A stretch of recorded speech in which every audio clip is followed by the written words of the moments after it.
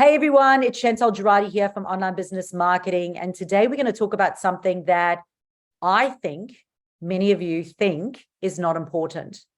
And that is the importance of being able to tell your personal story in a specific way to be able to market and position yourself better online. Included in that is, because I love to over deliver. Included in that is how to tell a hero story, or what a hero story is and why you need it in your marketing. Now, in today's competitive marketplace, connecting with your ideal clients and gaining their trust is absolutely crucial when it comes to social media. And in order to achieve this, telling your story is a fundamental part of that. But telling your story and telling your hero story in a specific way will compel your audience to choose you over and above somebody else. By creating and sharing your personal story, you can compel your audience, position yourself, and increase opportunities for you. It is essential in marketing to be able to articulate it in a way, and using it for your marketing, using it for things like your webinars, using it on your website, using it as part of your media kit, can all help you create opportunities. And when I talk about opportunities, when you get opportunities like co-presenting on a podcast, or co-authoring, or being part of someone's blog, or for me, it was even Channel 9 News when they contacted me and they said, within an hour, we're going to come and talk to you. Can you send me your story? Because they wanted an angle. I had to have a story ready to send them, so that I had an angle, or they had an angle to talk to me about on that particular interview that we did on Channel 9 News. So you have to have a story, and you have to have a story that's ready to go. And today we're going to take you through that process. So make sure that you have pen and paper with you. Two things. One, it'll be your personal story, and one, it'll be brain dumping ideas for your hero story. Okay, because I'm going to share with you the step-by-step process today so that you can craft a compelling narrative around your personal story and around your hero story. Okay, so firstly, I'm going to start with the process of crafting your personal story. Now, many of you who have been on a webinar with me or heard me present will hear the same story, and it's usually the same story being told multiple times. And when I tell that story then becomes memorable. But not only that, that story has been constructed in a way to build trust with my audience, knowing that I understand who my audience is, and understanding that I have a strategy in place and that I want them to take a particular action at the end. In order to get them to take that action at the end, I have to have that know, like, and trust, and I have to have that connection with them. So I tell that story in a specific way. And for those of you who've heard my personal story, you would have heard me include these elements or aspects in that story in order to evoke an emotional response. You would have heard me tell the story about how I suffered when I came to a new country.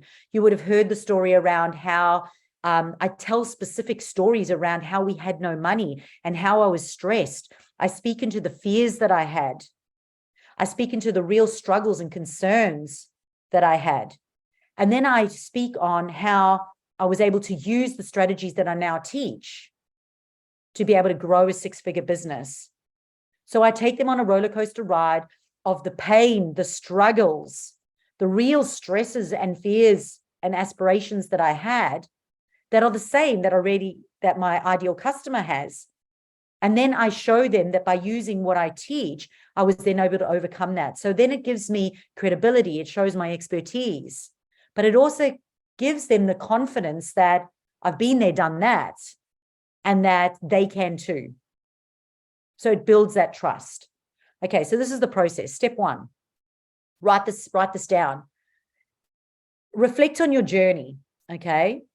And again, reflect on your journey, but have your ideal client and what you want them to do, or what action you want them to do at the end, what step you want them to take, but what's needed from a trust point in order to get them to do that. So for me, I needed to get them to believe that I'm the right person for the job. I need them to believe that they, as a business owner, can manage their own marketing themselves without being a marketer. So my story's weaved into that, showing them that I'm not a marketer. If I can do it, they can do it. So the story, so you've got to introspect on your journey and talk about some of the key experiences that you've had, some of the challenges that you've had personally. So you want to take them back. So your backstory, your challenges, but then some of the accomplishments that you've had. The challenges you've had, the accomplishments that you've had, but these are all things that shape the journey that you have as a business owner. And you want to look for elements that resonate with your audience and align with your values, but their values as well. So your values and their values as well. So even if you just jot down a few words right now, what are some of the painful things that you've been through in your life that give you or establish you as the right person? So why you, why this? And what are those key points that you can, those power words that you can drip feed into that journey? And specific stories. I mean, I could say it was stressful moving to a new country, knowing no one and having no money. But then I'll speak into some actual stories around that. For example, I'll say things like, we had no washing machine for the first year that we lived in Australia. And I hand washed 5 people's clothing in a new country. I had blisters on my hands. Do you hear how I go into the pain of that story? Because that builds a connection. So you want to expand on that, and don't just say stressed, overwhelmed, coming to a new country. Go into some of the real painful descriptions of that.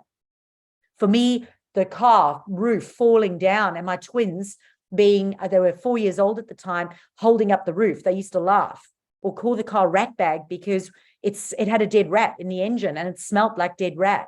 Like, they are actual stories that I tell in my stories. So people go, oh, and they connect and they start connecting with their pain as a business owner. And then I take them through the triumph and the accomplishments as well. So you would have heard me talk about how one of my finest moments was being able to, after all the successes I've had of implementing the strategies and teaching myself to manage my marketing, how one of my greatest moments is then being able to buy my twins a car, a safe car that they can drive. To their dismay, they had to share a car, but still being able to do that. When I moved here, we could not buy a car that had air conditioning, that had windows, that had a rat in the engine, that had a roof falling down. So this is the type of storytelling that you want to sort of go into. So write some of that down. So step 2 is identifying your audience. So thinking about your audience, the demographic, their interest and their pain points. You want to match it. There's no point in me telling stories that's not going to get a response from them or not going to give them credibility. So you want to tuck into audience-specific pain points in your stories so that you can tailor your story around that's going to resonate with their needs and desires. So if I know that the needs and desires of my audience is to be able to provide for their family, then sharing that story now becomes relevant of how I had nothing, the pain that I had versus now I have. I followed the strategy, taught myself, managed my own marketing, and I was able to buy a car for my children. Those are the same needs and aspirations that my ideal customers would have. So you've got to tuck into the needs and the desires of your audience and look at the story that you have inside of you.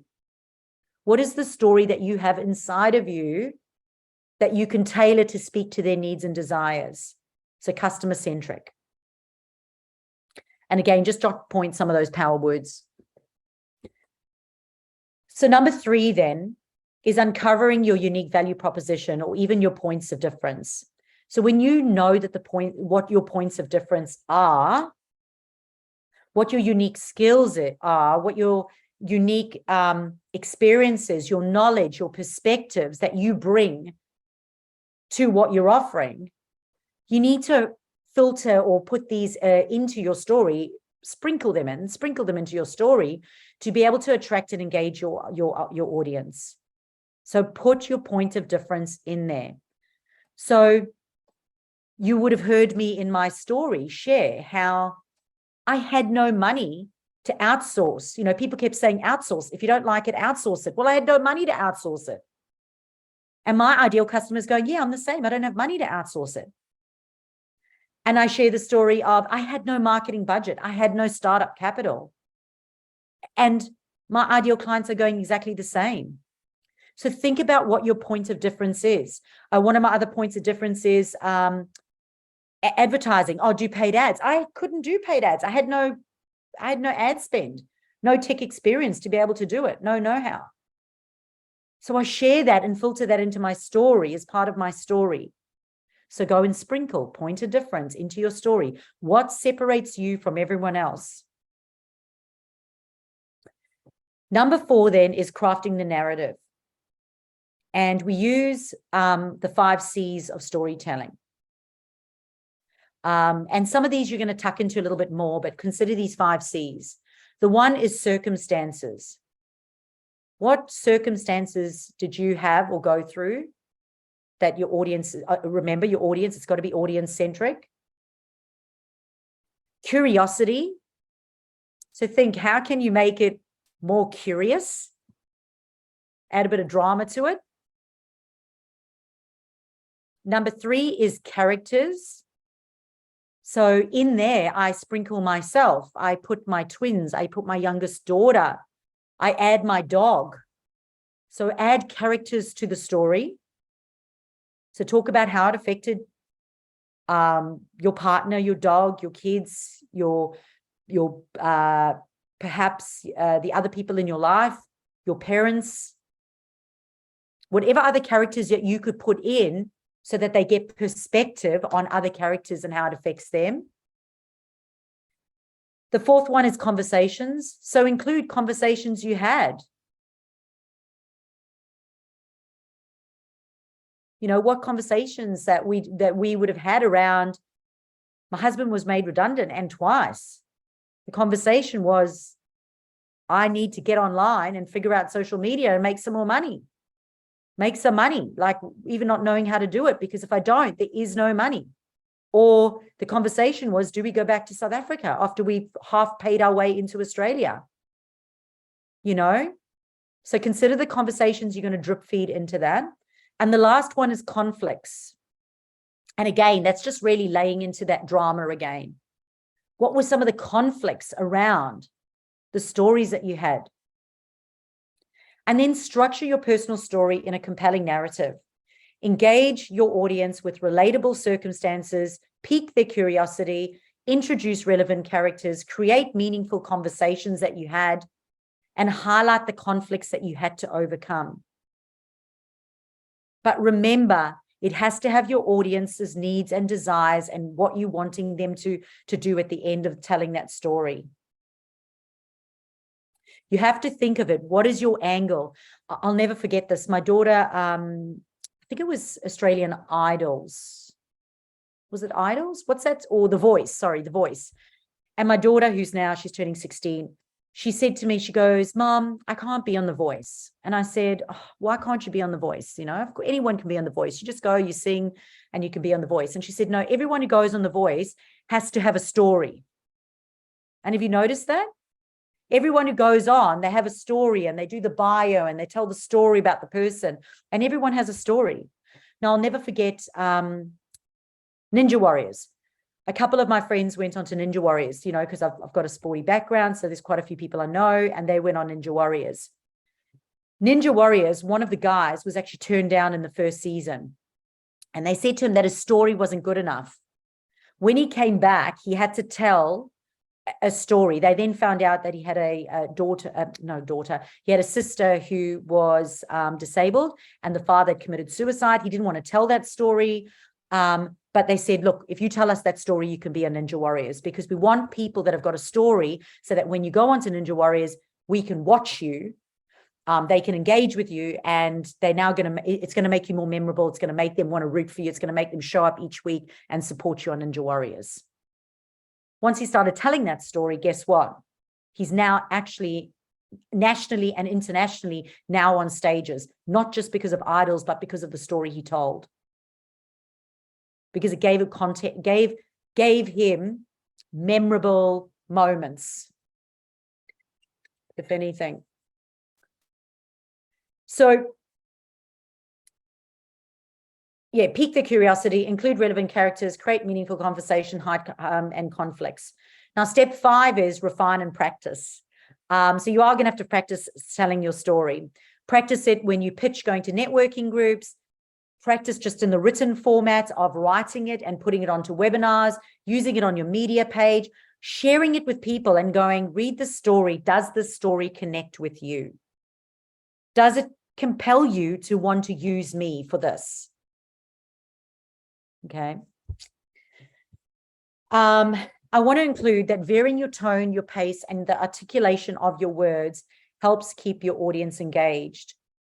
So if you suddenly go fast and you get all heightened and excited, your audience will. And then slowing down and quietening and sitting and going, imagine how my daughters felt when the car blew up and we couldn't actually drive them to school. And you slow it down and you drop your tone. So using your tone, varying it, making go up and down, slowing it down, louder, softer, can help you tell that story. So use that when you're refining and practicing it. Obviously in the written context, a little bit different.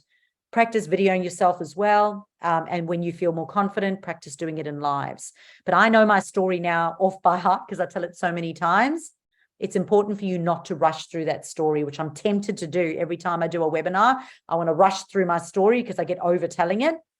But it's important because that is where you connect with them. And that is where the connection starts. And that is where you now compel them to actually say yes at the end. So don't rush that part. So in the realm of marketing, realm of marketing, well-crafted personal stories has the power to connect, compel, and differentiate your business from the competition. By making the audience the hero, defining the problems, offering solutions, creating a clear plan, including a call to action always at the end of everything, and discussing potential failures that could happen, and always ending with success, you can engage your ideal clients and inspire them to choose you over somebody else. There are people that will choose your candles over someone else's candles just based on the story that you tell, even if you're more expensive. Okay, super important. By following the step-by-step process, you can transform your personal story into a compelling marketing tool that builds trust, positions you as a guide, and opens the door to exciting opportunities. As I said, it even opened up an exciting opportunity for Channel 9 News. And believe it or not, the angle for Channel 9 News was getting the retired people back into the workforce and getting them confidence on social media. But they were able to tell the story. So they took my story of, I taught myself how to grow a business, and they reframed that and said, well, if she with no marketing experience could do that, then you as a retired person can learn how to do Facebook and get jobs on Facebook. And they took that angle. But if I hadn't told the story like that, they wouldn't have taken that angle to position it for the angle that they wanted. Another angle that we used as well was teenagers being online, because by then my daughters were teenagers and they were online, and talking about the safety of being online. So it didn't get me stories to do with work, but it aligned me, it gave me credibility and got me those opportunities on the radio and TV as well. All right, let's have a look. Dry hands. Okay, so now we're going to talk about the difference between a personal story, which is what we've been talking about, versus a hero story. Okay. And basically it lies in perspective. It's how you write the story, and it's in perspective. A personal brand story centers around you. It's you, the business owner, the entrepreneur, and showcases your journey, your values, your expertise. So it's very much about you, but you write it in a way that you know is going to get a yes from your audience. It highlights your unique experiences, skills, and accomplishments to build personal connection with your audience. And it's about establishing credibility and authenticity, and you as an individual person and your role in the business. On the other hand, a hero story shifts the focus to the audience or the customer. So it's about telling their stories in order to get and highlights their challenges, their aspirations, their desires, and acknowledges your audience in seeking the solution. It acknowledges them in seeking a solution that you provide. Okay. And it shows you then as the person who supports or promotes that through their stories. So it's about them. The business or the brand becomes the supporting character that provides the tools, the knowledge, or support needed for the hero. Now, perfect example of that, I'm going to share it with you, is Nike. Okay. Nike's entire Just Do It campaign is all about athletes just doing it. And they showcase athletes doing it and struggling and overcoming adversity and doing it. And they go, well, if they can do it, you can do it. So Nike doesn't tell their stories. They use other people's stories to tell their story and show their brand value. And that's the best way to explain that. The way to do that is obviously to deeply understand your target audience, identify their aspirations, pain points, and motivations, and then craft a narrative that highlights their journey, challenges, and transformations. A good way to do that is to Google people that is to look at the people who use your products and highlight them. So consider things like user-generated content. If you can find famous people, obviously, that's obviously really important as well, because that will validate what you do. And perhaps you could use them as influence as well.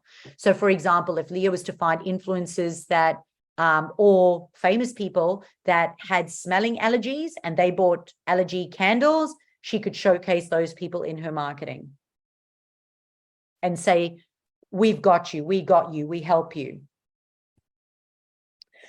Okay, so that's Nike. It celebrates their efforts, inspires them to push beyond their limits, and positions Nike as the brand that understands and supports them. So it positions them as the solution.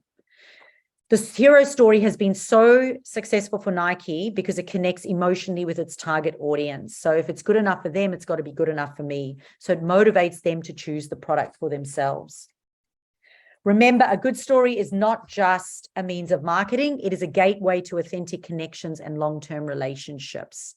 Okay, it is a super, super important part of your brand and your positioning. And in fact, I've just added this now as a massive checklist for my clients to do as part of their programs, because I think sometimes we might skip over it a little bit, but it's so important to get right because it is about their brand positioning.